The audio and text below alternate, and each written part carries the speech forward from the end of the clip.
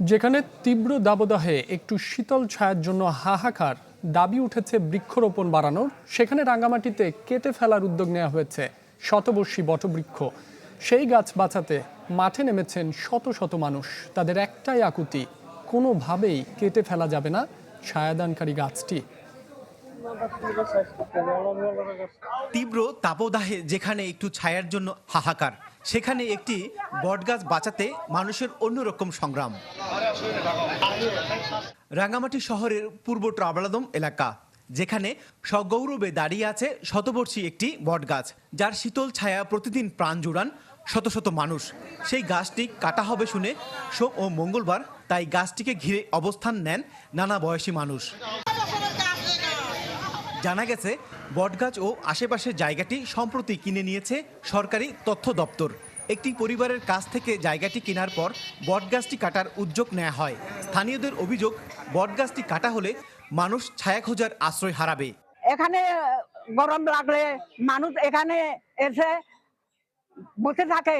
আমরা যে শুধু যে ছায়া পাচ্ছি তা কিন্তু নয়, আমরা কিন্তু আমাদের বেঁচে থাকার জন্য অক্সিজেন পাচ্ছি এই গাছ থেকে। গাছটি কাটার জন্য নিয়ে আসা হয় শ্রমিক, আসেন পুলিশ ও নির্বাহী ম্যাজিস্ট্রেট। তবে এলাকাবাসীর বাধার মুখে প্রথম দফায় তাদের শেষ চেষ্টা সফল হয়নি। স্থানীয়দের আকুতি, চলমান তাপপ্রবাহে সবাই যেখানে বৃক্ষরোপণে জোর দিচ্ছে, সেখানে ছায়াদানকারী একটি গাছ বৃক্ষ কেটে ফেলা হবে চরম অমানবিক।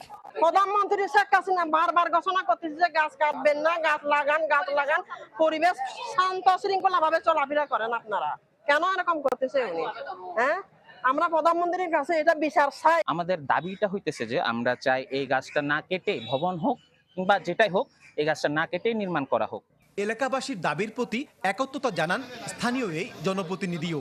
এলাকাবাসীর যেটা দাবি, ঠিক আছে, এই যেহেতু গাছটা অনেক বছরের, এটার কারণে আজকে এখানে এটা আশ্রয়স্থলের মতো পুরো এলাকাবাসীর, তো গাছটা থাকলে এলাকাবাসীর জন্য ভালো হয়।